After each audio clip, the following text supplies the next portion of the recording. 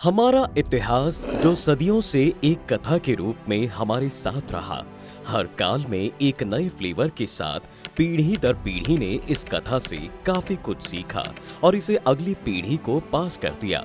हम बात कर रहे हैं भारतीय संस्कृति के महाकाव्य रामायण की। वो रामायण जिससे जुड़े सभी किरदार आज भी हमारे मन में जीवित हैं। लेकिन कई ऐसे किरदार भी हैं जिनके बारे में हमें बहुत कुछ नहीं पता। अगर मैं आपसे पूछूं कि श्री राम जी की बहन का नाम क्या था, तो आप में से बहुत से लोग ये सोचेंगे कि श्री राम जी की तो कोई बहन ही नहीं थी।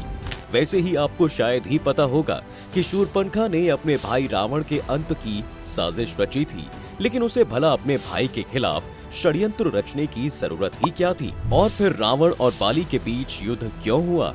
इस वीडियो में आपको इन सभी सवालों के जवाब मिलने वाले हैं, तो वीडियो अंत तक जरूर देखें। श्री राम की बहन शांता। आपको श्री राम के तीनों भाइयों के बारे में तो पता होगा, लेकिन क्या आप श्री राम की बड़ी बहन शांता के बारे में जानते हैं? जी हाँ, राजा दशरथ और रानी कौशल्या की पहली संतान श्री राम नहीं बल्कि शांता जी थी। दरअसल दशरथ जी के मित्र राजा रोमपद और उनकी पत्नी वर्षणी की कोई संतान नहीं थी, इसलिए उन्होंने शांता जी को गोद लेने की इच्छा जताई। अब वर्षणी रानी कौशल्या की बहन भी थी, तो शांता जी के प्रति उनकी ममता को देख राजा दशरथ और रानी कौशल्या मना नहीं कर पाए। यही वजह है कि शांता जी का उल्लेख रामायण के बालकांड के कुछ हिस्सों में तो देखने को मिलता है, लेकिन इसके बाद पूरे रामायण में कहीं भी उनका कोई जिक्र नहीं मिलता। कहा जाता है कि शांता जी का विवाह ऋषि श्रृंगी से ही हुआ था। उन्होंने ही बाद में राजा दशरथ के घर पुत्र कामेष्ठी यज्ञ किया था। क्या शूरपणखा ने रची थी रावण के अंत की साजिश? शूरपणखा यानी लंबे और नुकीले नाखूनों वाली। कहा जाता है कि राक्षस होने की वजह से उसके पास अपने भेष बदलने की शक्ति थी। वो अपने चेहरे के साथ साथ अपनी आवाज भी बदल सकती थी। महर्षि वाल्मीकि की रामायण में साफ साफ बताया गया है कि भले ही वो ऋषि विश्वश्रवा और राक्षसी कैकसी की बेटी थी, लेकिन गुण उसमें पूरे राक्षसों वाले ही थे। अब ये तो सबको ही पता है कि शूरपणखा की वजह से ही रामायण के युद्ध का आगाज हुआ था, क्योंकि ये सब लक्ष्मण जी द्वारा उसके नाक काटने के बाद ही शुरू हुआ था, जिसका बदला लेने के लिए उसने सीता जी की खूबसूरती का जिक्र रावण के सामने किया था।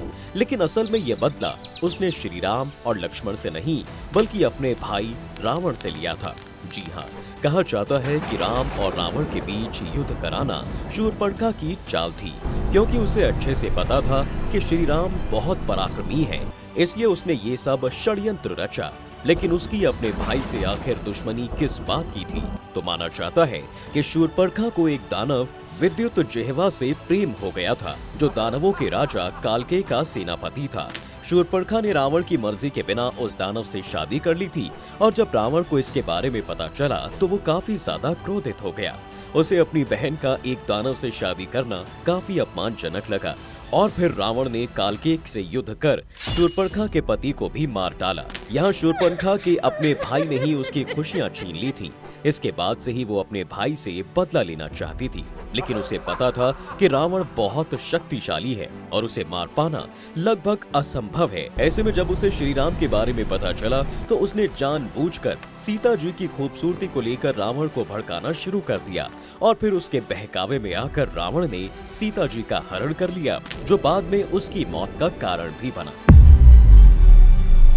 मंदोदरी कौन थी? मंदोदरी के बारे में हमें बस इतना ही पता है कि वो रावण की पत्नी थी, लेकिन क्या आप जानते हैं कि मंदोदरी को सम्मानित पंचकन्याओं में स्थान दिया गया था?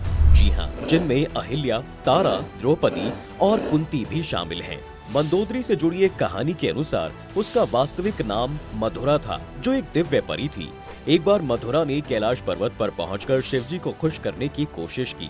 मधुरा का ये रवैया पार्वती जी को पसंद नहीं आया और वो बहुत क्रोधित हो गईं। इसके बाद उन्होंने मधुरा को मेंढकपन 12 वर्षों तक कुएं में रहने का श्राप दे दिया।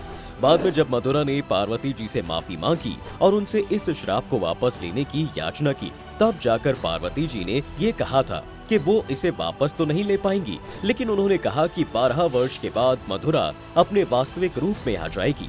यहाँ से अब कहानी सीधे 12 साल बाद पहुँच जाती है, जब असुरों के राजा मायासुर और उनकी पत्नी हेमा एक बेटी के लिए कैलाश पर्वत पर तपस्या कर रहे होते हैं। ये वो ही समय था जब मधुरा को पार्वती जी से मिला श्राप भी पूरा होने वाला था। जैसे ही मधुरा की तपस्या पूरी हुई और वो अपने वास्तविक रूप में आई, उसने मदद के लिए चिल्लाना शुरू कर दिया। मायासुर और हेमा वहीं पास में ही तपस्या कर रहे थे। उन्होंने उसकी पुकार सुनी और उसे कुएं से बाहर निकाला। उन्होंने मधुरा को अपनी बेटी बना लिया और उसका नाम मंदोदरी रख दिया।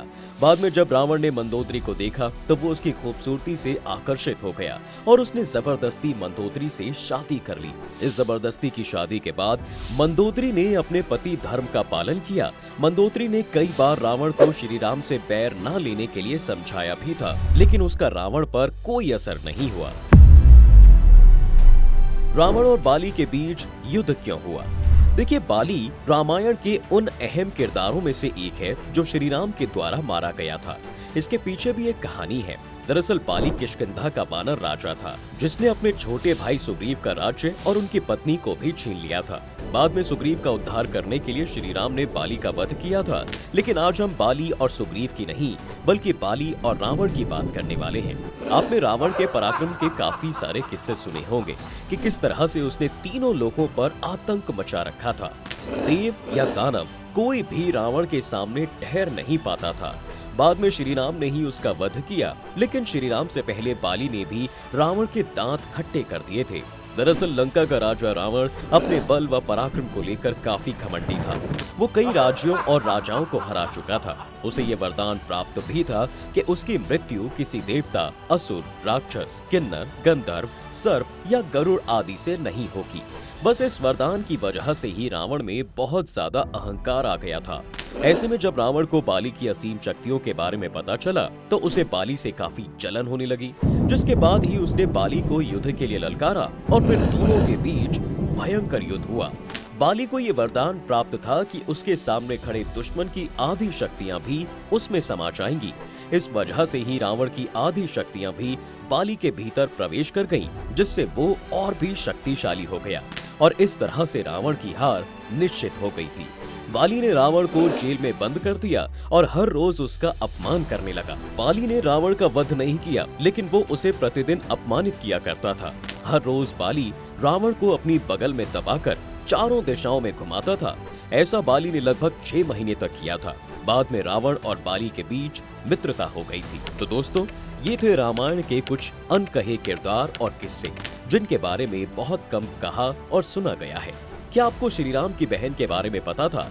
अपना जवाब हमें कमेंट्स में जरूर बताएं। इसके अलावा अगर ये वीडियो आपको अच्छी लगी हो तो वीडियो को लाइक और शेयर जरूर करें और चैनल को सब्सक्राइब जरूर करें। ऐसे ही अन्य रोचक जानकारियों के लिए फॉलो करें हमारा चैनल द डिवाइन थिंग्स।